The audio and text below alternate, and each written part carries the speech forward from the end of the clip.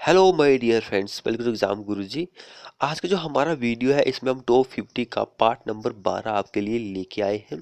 इससे पहले हम 11 मॉक टेस्ट आपके लिए प्रोवाइड कर चुके हैं। तो आपको लास्ट में क्या करना है कि अपना स्कोर जो है कमेंट बॉक्स में लिखना है कि आपने आउट ऑफ 50 में कितना स्कोर किया है।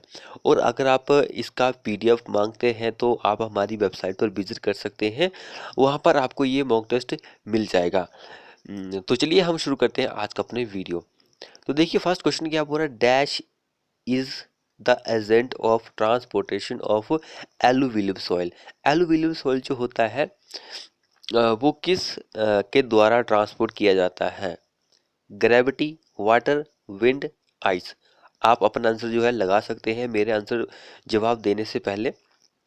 तो आपका ही यहाँ पे फ़ायदा है। आपको अगर आप जवाब देते हैं थोड़ा बहुत आपको पता है तो आप अपनी एबिलिटी का पता लग सकता है।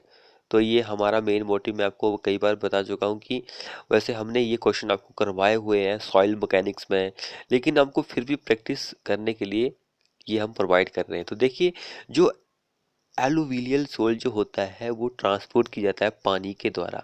ऑप्शन हमारा बी आंसर हो जाएगा, पानी के द्वारा।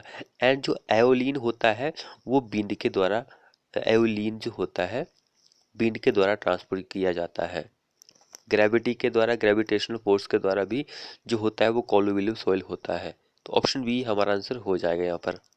अब देखिए यहाँ पे बोल रहा है कि जो टर्लस होता है वो ट्रांसपोर्ट किया जाता है किसके द्वारा? पानी, ग्रेविटेशनल, ग्लेशियर या फिर विंड के द्वारा? किसके द्वारा? तो वो ग्रेविटेशनल जो फोर्स होती है उसके द्वारा ये ट्रांसपोर्ट किया जाता है। ऑप्शन हमारा बी आंसर यहाँ पर हो जाएगा। अब नेक्स्ट क्वेश्चन देखिए, what does bentonite contain predominantly?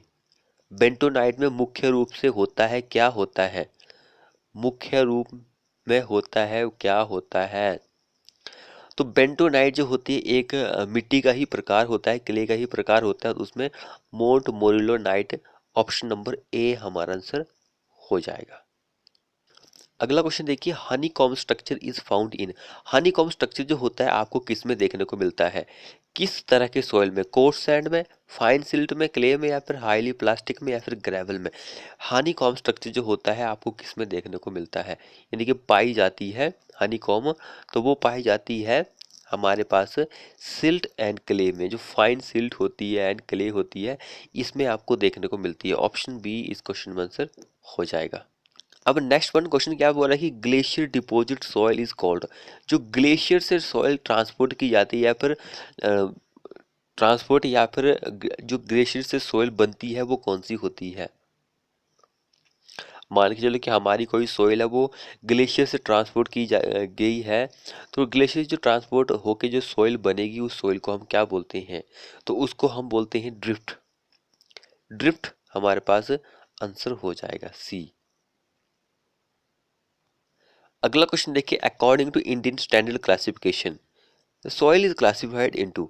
Soil को हमने 12 ग्रुप में, 16, 18 या फिर 21 कितने ग्रुप में डिवाइड किया हुआ है? हमारा जो इंडियन स्टैंडर्ड का जो क्लासिफिकेशन है तो उसने 18 ग्रुप में डिवाइड किया हुआ है। सी हमारा इस क्वेश्चन में आंसर हो जाएगा। अब अगला क्वेश्चन देखिए, the transport medium of aeolian soil is. Aeolian soil जो होता है उसका किसके द्वारा ट्रांसपोर्ट की जाती है? ग्लेशियर के द्वारा, नेचुरल स्लोप, विंड्स, वाटर? किसके द्वारा ट्रांसपोर्ट की जाती है? यहाँ पर मैं आपको एक मौका दे रहा हूँ कि आप भी अपना आंसर चूज कर सकते हैं कि हमने ये चूज किया और सही आंसर क्या होगा। तो आयोडीन सॉइल जो होती है वो हवा के द्वारा ट्रांसपोर्ट की जाती है। सी हमारा आंसर होगा। अगला क्वेश्चन देखते हैं, soil moisture useful for growth of plant is called. Soil का जो मॉइस्चर यूजफुल होता है जो प्लांट होते हैं, पौधे वगैरह जो होते हैं उसकी ग्रोथ के लिए, वृद्धि के लिए वो कौन सा पानी होता है या फिर मॉइस्चर होता है? तो वो कैपिलरी वाटर होता है। ऑप्शन डी हमारा आंसर हो जाएगा। सारे क्वेश्चन करवाए हुए हैं, आप क्वेश्चन को देखते ही आंसर को देख सकते हैं कि आंसर इसका ये होगा। अब अगला देखिए, नेगेटिव पोर प्रेशर जो होता है can develop in. Negative pore pressure जो होता है वो उत्पन्न होता है किस में होता है? तो वो किस में होता है आपको ये बताना है। तो जिसने अभी तक चैनल को सब्सक्राइब नहीं किया है कर लीजिए, साथ में बेल आइकन को दबा लीजिए। तो वो आपको dense sand and over consolidated clay जो होता है इसमें आपको देखने को मिलता है। ऑप्शन बी आंसर हो जाएगा। अब अगला देखिए, for a given soil sample the calcium carbide method is generally use to determine, क्या डिटरमाइन करता है। तो कैल्शियम कार्बाइड जो होता है वो मॉइस्चर कंटेंट जो होता है उसको डिटरमाइन करता है। ऑप्शन बी हमारा आंसर हो जाएगा। अब देखिए नेक्स्ट क्वेश्चन क्या बोल रहा है कि रेशियो बिटवीन, किसके बीच का ratio, ultimate stress and working stress. Ultimate stress and working stress जो होता है वो क्या होता है, ये डेफिनेशन पूछी गई है। फैक्टर ऑफ सेफ्टी होता है, प्रूफ स्ट्रेस होता है, ब्रेकिंग स्ट्रेस होता है, या फिर पॉइजन रेशियो होता है। इन चारों में से क्या आंसर होगा। तो ultimate stress and working stress जो होता है वो फैक्टर ऑफ सेफ्टी का रेशियो हमारे पास होता है। ऑप्शन ए आंसर हो जाएगा। अब अगला देखिए, from the following which is not an imposed load. Imposed load कौन सा नहीं है, crane load, snow load, dust load, erection load. ये सारे क्वेश्चन मैंने आपको करवाए हुए हैं और डिटेल में आंसर आपको प्रोवाइड किया है जब आप सब्जेक्ट वाइज वीडियो देख रहे थे।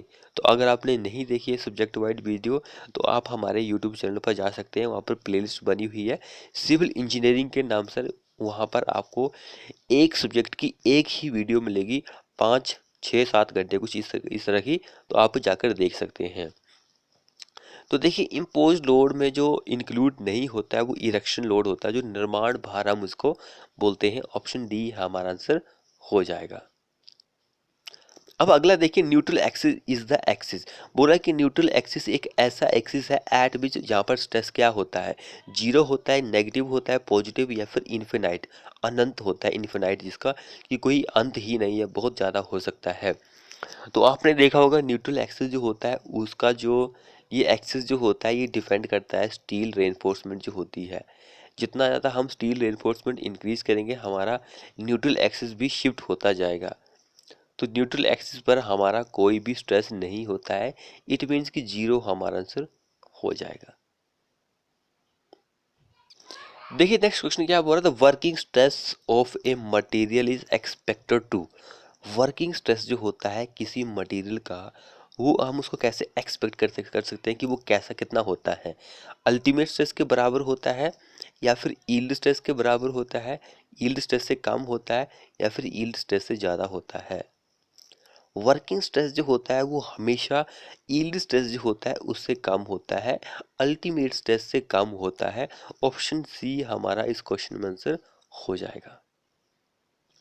अब देखिए हमने पीछे डिस्कस किया कि जो वर्किंग स्ट्रेस होता है वो कम होता है यील्ड स्ट्रेस से। क्यों होता है इस क्वेश्चन में आप देखिए कि आपको पता लग जाएगा। Factor of safety is the ratio of, factor of safety जो होता है वो किसका रेशियो होता है। तो सबसे पहले रेशियो होता है yield stress to working stress, yield stress to working stress. तो यील्ड मीन्स आप यहाँ से ही देख सकते हैं कि यील्ड, वर्किंग स्ट्रेस बाद में आता है, यील्ड स्ट्रेस जो होता है वो पहले आता है। तो working stress is less then yield stress. Option D हमारा इस क्वेश्चन में आंसर हो जाएगा। अब यहाँ पे देखिए हमारे पास पूछ रहा है कि partially safety factor for concrete and steel respectively may be taken as. Respectively कहने का मीनिंग यही होता है कि सबसे पहले हमारे पास कंक्रीट बोला गया है तो हमें कंक्रीट का यहाँ पे ऑप्शन में देखना पड़ेगा कि कंक्रीट का पार्शली सेफ्टी फैक्टर कितना होता है। फिर स्टील दिया है तो हमें स्टील का देखना पड़ेगा। अब यहाँ पे ब्रिक दिया होता तो हमें उसके बाद ब्रिक का देखना पड़ता है, उसको हम रिस्पेक्टिवली बोलते हैं। तो इस चीज़ का आपको खास ध्यान रखिए। हो सकता है कि आप में से कुछ एक दो स्टूडेंट ऐसे हो जिनको ना पता हो रिस्पेक्टिवली क्या होता है, तो मैंने उनको ये बता दिया है। जिसको पता है वो तो बहुत ही अच्छी बात है। तो देखिए हमारे पास यहाँ पे कंक्रीट का पूछा गया तो कंक्रीट का 1.5 होता है, स्टील का 1.15 होता है। कहाँ पर दिया गया, हमारे ए ऑप्शन में दिया गया है। यहाँ पर पार्शली सेफ्टी फैक्टर जो होता है डिफरेंट होता है। एक हमारे पास फैक्टर ऑफ सेफ्टी होता है कंक्रीट एंड स्टील के लिए। अगर हम कंक्रीट की बात करें 3 होता है, इसके लिए 1.78 से लेकर 1.80 होता है। जो मेरी वीडियो देखते हैं वो 1.8 उनको ये पता होगा। वैसे कई बुक्स जो होती है उन्होंने ऑब्जेक्टिव टाइप की बुक्स देखी होती है तो वहाँ पर 1.78 ही लिखा होता है, लेकिन वैल्यू जो होती है स्टील के केस में फैक्टर ऑफ सेफ्टी के लिए वेरी करती है। अब यहाँ पर भी सेम क्वेश्चन पूछा गया था मैंने आपको बता दिया है, ये इस क्वेश्चन में हमारा आंसर हो जाएगा। अब यहाँ पे देखिए हमारे पास क्या पूछा गया है, यहाँ पर पार्शली सेफ्टी फैक्टर पूछा गया है। हमें पता है कि 1.5 होता है, लेकिन यहाँ पे 1.5 किसी भी ऑप्शन में नहीं दिया गया है। तो हमारे पास हम क्या करेंगे कि जो फैक्टर ऑफ सेफ्टी होता है वहाँ से उठाएंगे कंक्रीट की वैल्यू। तो फैक्टर ऑफ सेफ्टी के लिए कंक्रीट की वैल्यू जो होती है वो 3 होती है। तो हम देखेंगे कि हमारे पास 3 कौन से ऑप्शन में दिया गया, तो सी ऑप्शन में दिया गया। क्वेश्चन आपसे इस तरह का भी पूछा जा सकता है। तो ऐसा नहीं देखना है आपको कि हमारे पास डेट नहीं 1.5 नहीं दिया गया तो हम क्या करेंगे।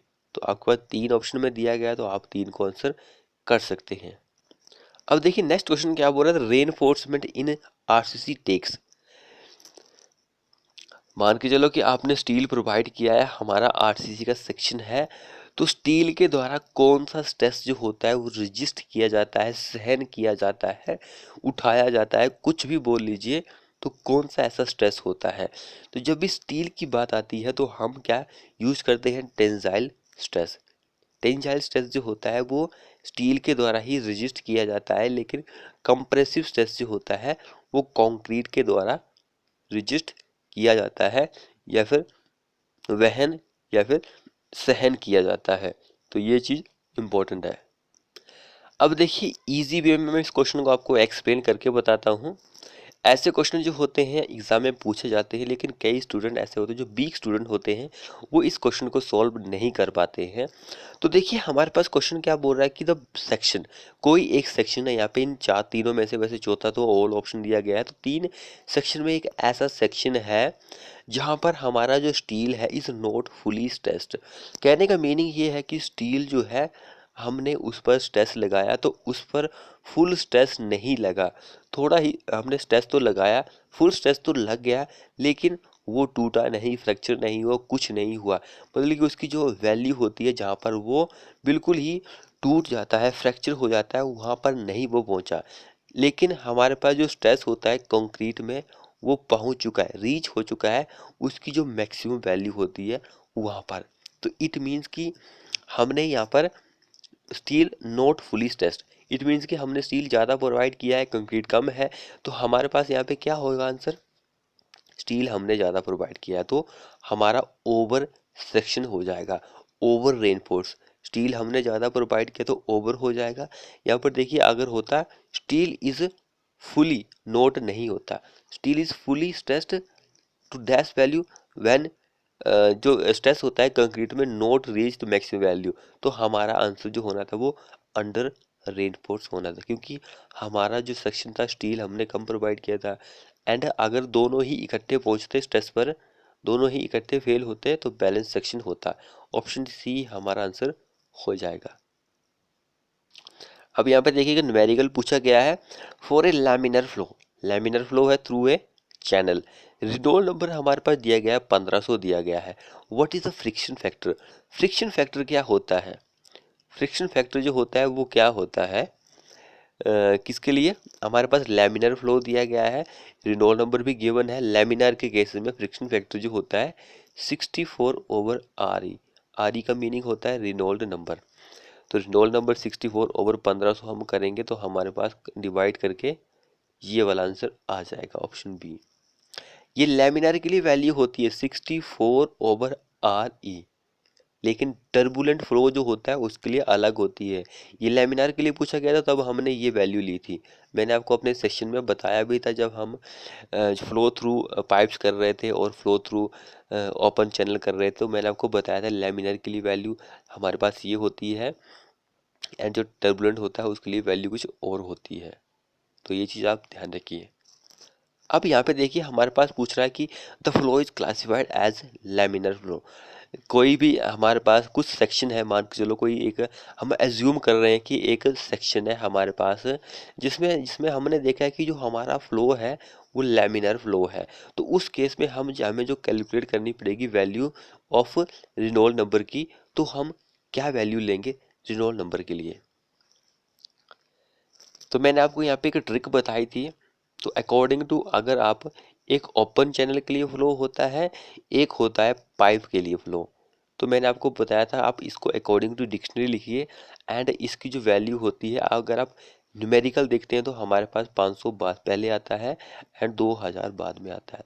तो ऐसी मैंने आपको ट्रिक बताई थी। तो यहाँ पे ना ही हमारे पास पाइप दिया गया है, ना ही ओपन चैनल दिया गया है, तो हमारे पास हमें ऑप्शन के अकॉर्डिंग चलना होता है उस केसेस में। हमारे पास ना ही ओपन दिया गया है, ना ही पाइप दी गई है। यहाँ पर ऑप्शन में देख सकते हैं आप, किसी में जिक्र नहीं किया गया कि जो फ्लो हो रहा है लैमिनर फ्लो है, ओपन में हो रहा है कि पाइप में हो रहा है। तो हमें अकॉर्डिंग टू ऑप्शन ही चलना है। तो देखिए 2000 किसके लिए होता है, लेमिनार के केस में, पाइप में होता है। तो लेस देन 2000 हमारा आंसर हो जाएगा, ए इस क्वेश्चन में आंसर हो जाएगा। तो ये चीज़ आपको खास ध्यान रखनी है। आप, हो सकता है कि आपको ओपन चैनल दिया हो तो ऑप्शन ये भी दिया हो, लेस देन 500 भी दिया गया, तो उसके लिए मैंने आपको ये ट्रिक बताई हुई है। अगर आपने नहीं देखी है हमारी वो वीडियो तो जाकर आप देख सकते हैं, हाइड्रोलिक्स और फ्लूइड मैकेनिक्स की वीडियो।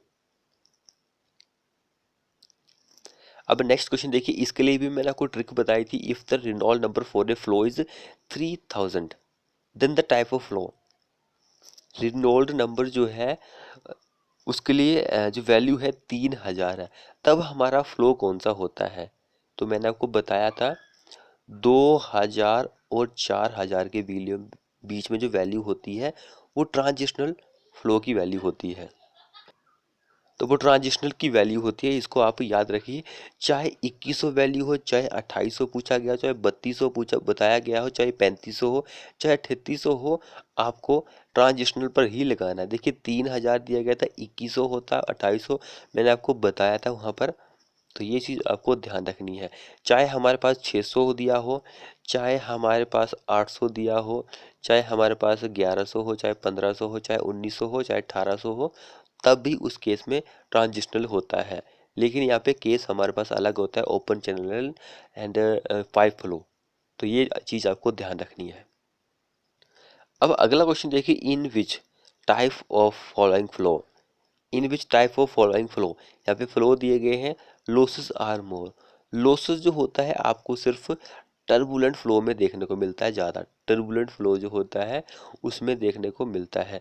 अगर आपने हमारे किसी भी ग्रुप्स को ज्वाइन नहीं किया, जैसे कि टेलीग्राम ग्रुप है, तो आप ज्वाइन कर सकते हैं। चाहे व्हाट्सएप का ग्रुप हो, चाहे फिर आप टेलीग्राम का, फेसबुक का पेज हो, आप ज्वाइन कर सकते हैं। आप हमारे यूट्यूब चैनल के अबाउट सेक्शन में जाइए, वहाँ पर आपको सारे लिंक मिल जाएंगे। अगर आपको हमारी वेबसाइट नहीं का लिंक नहीं पता है तो वेबसाइट का भी लिंक वहाँ पे मिल जाएगा। सारे ही लिंक आपको वहाँ पे मिल जाएंगे, तो ज्वाइन कर लीजिए फटाफट से। तो यहाँ पे देखिए क्वेश्चन, लॉसेस जो होता है लेमिनर सॉरी टर्बुलेंट फ्लो में ज़्यादा होता है। इससे ये बात सिद्ध हो जाती है कि हमारा लेमिनर फ्लो जो होता है उसमें लॉसेस आपको कम देखने को मिलता है as compare to turbulent flow. तो इसको भी आप याद रखिए। अब नेक्स्ट देखिए, if the diameter of pipe is given by D, what is the maximum thickness जो होती है बाउंड्री लेयर की। बाउंड्री लेयर की थिकनेस कितनी होती है अगर डायमीटर हमारे पास डी दिया गया है तो मैक्सिमम थिकनेस जो होती है बाउंड्री लेयर की, वो thickness of divide by two होती है। Thickness divide by two, thickness हमारे पास डी दी गई है, डायमीटर जो है, सॉरी डायमीटर जो होता है पाइप का, वो डिवाइड बाय टू होता है। ऑप्शन बी हमारा आंसर हो जाएगा। अब अगला क्वेश्चन देखिए, which of the following cause the major losses in the pipe, long pipe. Long pipe है, बहुत ही लंबी पाइप है, हमारे पास मेजर लॉसेस। लॉन्ग पाइप नहीं दी भी दिया हो ऑप्शन में आपको, तो आपको सिंपली ये देखना है मेजर लॉसेस जो होता है, मेजर लॉसेस, बड़ा लॉसेस जो होता है वो आपको किसकी वजह से देखने को मिलता है। तो मेजर लॉसेस जो होता है फ्रिक्शन की वजह से आपको देखने को मिलता है। एंड जो माइनर लॉसेस, छोटा लॉसेस होता है, वो सडन कॉन्ट्रैक्शन जो होता है, अचानक कॉन्ट्रैक्शन जो होती है, उसकी वजह से आपको माइनर लॉसेस देखने को मिलता है। ये दोनों चीज़ें इंपॉर्टेंट है। अगला क्वेश्चन देखिए, which of the following is calculate with the help of Moody equation. Moody equation जो होती है उससे हम आप किसको मेजर कर सकते हैं, डिस्चार्ज, फ्रिक्शन फैक्टर, या फिर प्रेशर, विस्कोसिटी, किसको आप मेजर कर सकते हैं। तो ये चीज़ आपके लिए होमवर्क के लिए मैं दे रहा हूँ कि मूडी क्वेश्चन से आप किसको मेजर कर सकते हैं। कमेंट बॉक्स में कमेंट कीजिए इस क्वेश्चन का आंसर क्या होगा। अगला क्वेश्चन देखिए क्या बोल रहे हैं, विच of the following is responsible for the separation of boundary layer. Boundary layer की सेपरेशन के लिए पॉजिटिव प्रेशर ग्रेडियंट ही रिस्पॉन्सिबल होता है। अब ये भी एक न्यूमेरिकल है, आपको देख लीजिए, मैंने आपको बताया था वहां पर। तो इस क्वेश्चन का आंसर ये वाला हो जाएगा, इंपॉर्टेंट क्वेश्चन है ये भी। अगला क्वेश्चन देखिए क्या बोल रहा है कि डिस्चार्ज जो होता है कॉपीचर डिस्चार्ज वेंचुरीमीटर के लिए कितना होता है। ऑप्शन डी हमारा आंसर हो जाएगा। अगला क्वेश्चन देखिए, transverse fillet weld are design for. Transverse fillet weld जो होती है किस स्ट्रेंथ के लिए डिजाइन की जाती है, किस स्ट्रेंथ के लिए डिजाइन की जाती है, कौन सी सामर्थ्य के लिए डिजाइन की जाती है। तो वो होती है shear स्ट्रेंथ के लिए डिजाइन की जाती है, shear स्ट्रेंथ के लिए डिजाइन की जाती है। अब यहाँ पे देखिए कि बोल रहा है कि जो fillet weld is not recommended, fillet weld is not recommended if the angle between fusion phase is, sorry between नहीं आना था यहाँ पर, fillet weld is not recommended if the angle of fusion phase is, क्या answer रहेगा इस question का। तो फ्यूजन फेज जब आप कब रेकमेंड करते हैं, सिंपली आपको ये सबसे पहले इस क्वेश्चन को सॉल्व करने के लिए आपको पता होना चाहिए। तो फ्यूजन जो फेज होता है वो 60 से 120 का जो एंगल होता है, इसके बीच में जो एंगल होता है उसके लिए ही रेकमेंड की जाती है। अगर इससे ऊपर या नीचे हो जाएगा तो आप इसको रेकमेंड नहीं करते हैं फ्यूजन फेज के लिए।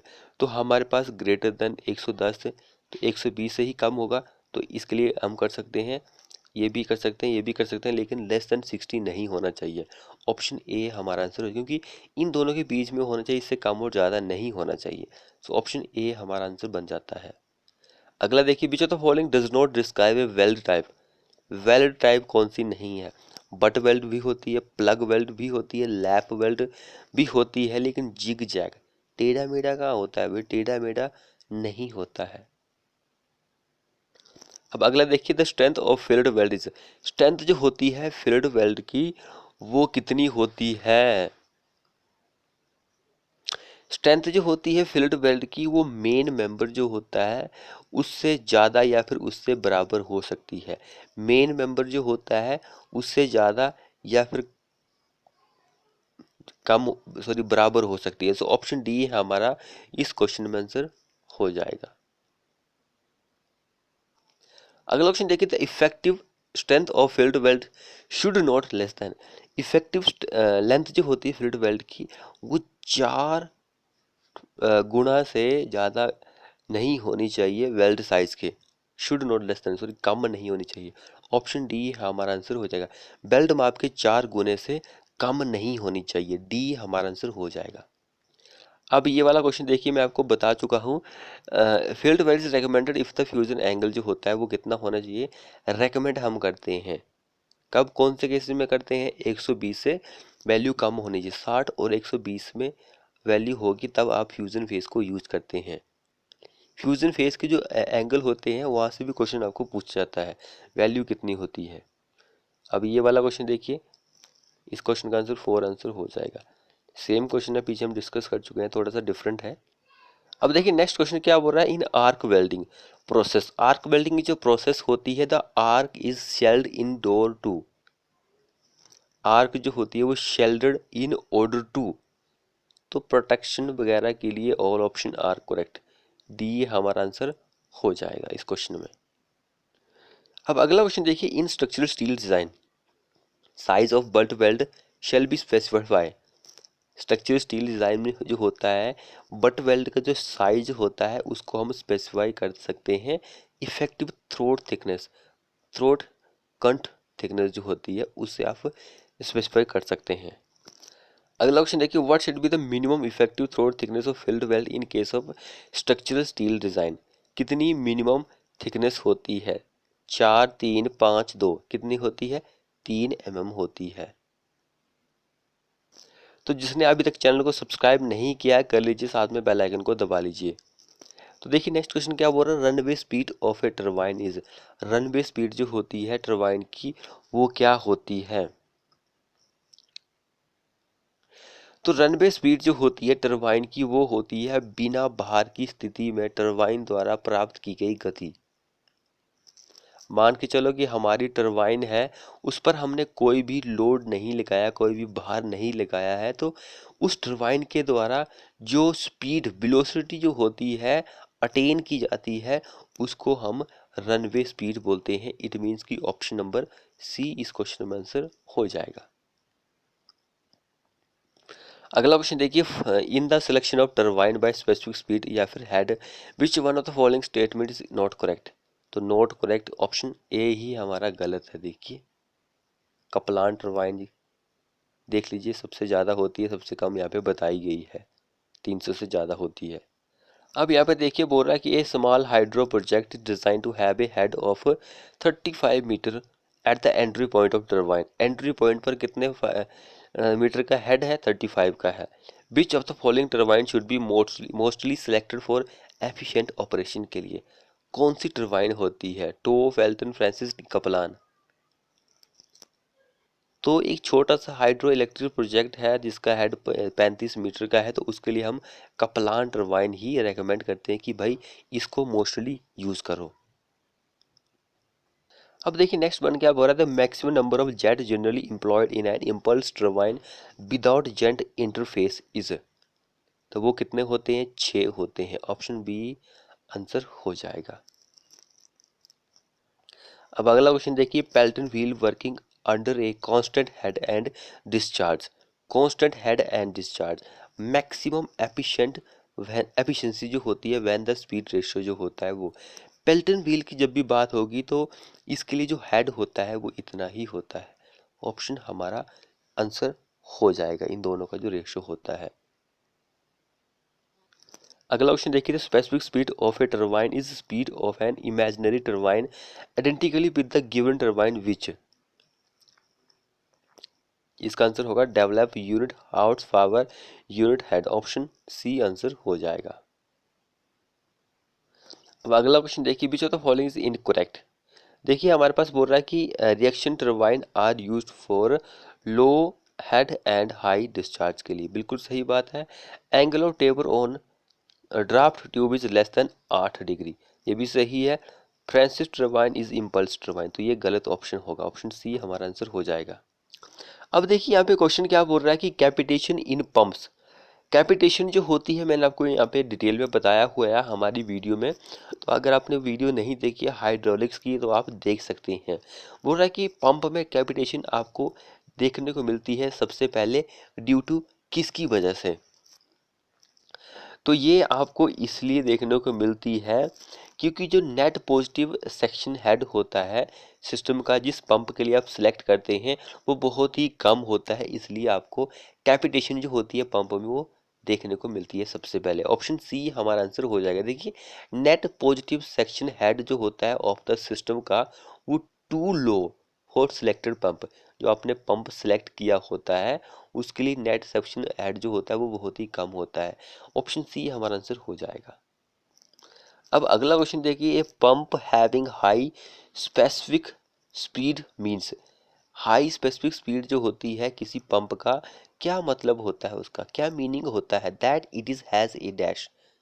क्या होता है उसके पास? तो वो जो होता है उसके पास एक्सिली फ्लो पंप होता है, एक्सिली फ्लो पंप होता है। ऑप्शन बी हमारा आंसर हो जाएगा। अगला और लास्ट क्वेश्चन देखिए हमारे इस वीडियो का, और जिसने अभी तक चैनल को सब्सक्राइब नहीं किया है कर लीजिए और बेल आइकन को दबा लीजिए, क्योंकि आपको ऐसी वीडियो की नोटिफिकेशन चाहिए तो आप बेल आइकन को दबा लीजिए। और अगर आप प्रैक्टिस करना चाहते हैं तो आप हमारी वेबसाइट पर जा सकते हैं, आपको सारे मॉक टेस्ट मिल जाएंगे। तो देखिए क्वेश्चन क्या बोल रहा है, Francis Kaplan and propeller turbine comes under the fundamental class of mix flow, impulse turbine, reaction turbine, axial flow turbine. किस टरबाइन में आते हैं Francis Kaplan and propeller turbine जो होती है? ये तीनों टरबाइन, देखिए तीनों टरबाइन के बारे में पूछा गया है। तीनों टरबाइन किस कैटेगरी में आती है? तो वो आती है रिएक्शन टरबाइन। रिएक्शन टरबाइन जो होती है इसमें ये आती है। तो ये इंपॉर्टेंट क्वेश्चन था एग्जाम के पॉइंट ऑफ व्यू से। तो मैं बार बार यही बोलता रहता हूँ कि चैनल को सब्सक्राइब कीजिए, बेल आइकन को दबा लीजिए। अगर आप मॉक टेस्ट लगाना चाहते हैं तो वेबसाइट पर विजिट कीजिए फटाफट से और आपको मॉक टेस्ट मिल जाएगा। मिलते हैं हम ऐसी ही नेक्स्ट वीडियो में।